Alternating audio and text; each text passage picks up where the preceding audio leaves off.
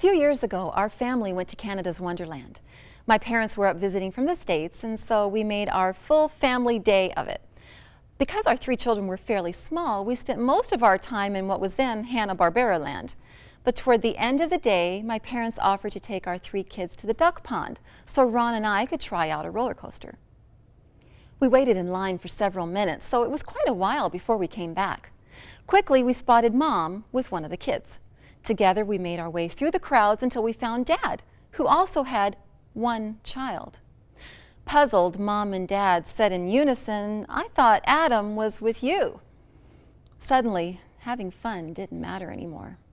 My heart fell as I realized my 5-year-old son was lost.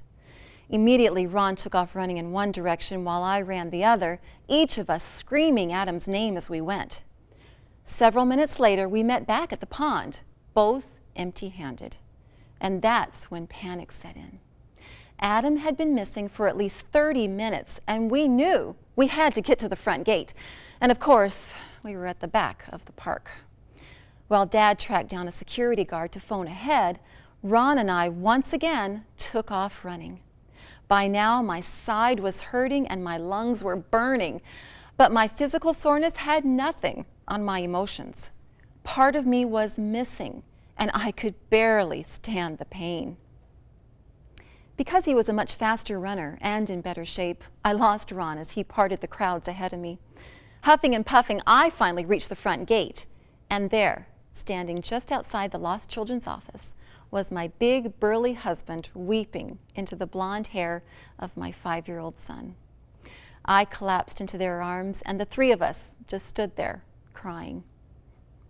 Looking back, it was in the middle of my desperate panic that I remember having the vivid thought, Adam is somewhere right now, and I'm not with him. I can't describe to you the deep horror that feeling of separation brought to my mother's heart. And deep horror is exactly what Jesus went through on the night before the cross.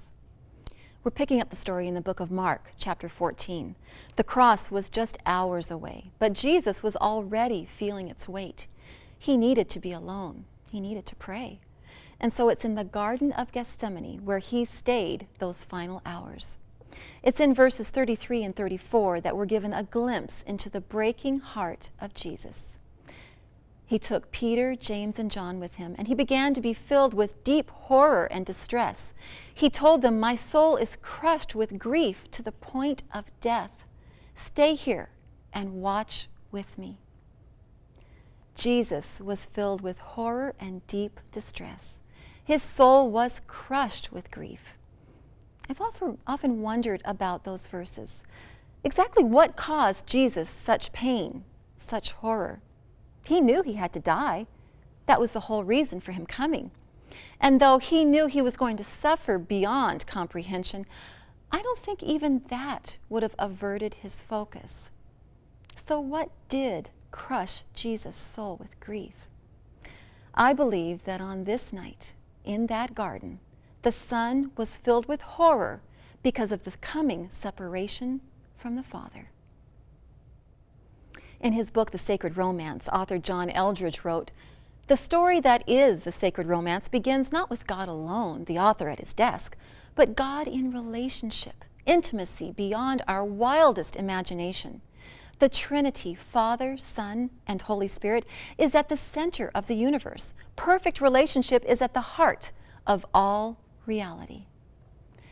I believe Jesus was on this night filled with horror because he knew what lay ahead. The suffering, yes. The cross, yes. But most importantly, what lay ahead was the amputation of that which had never been severed. The Son of God separated from his Father.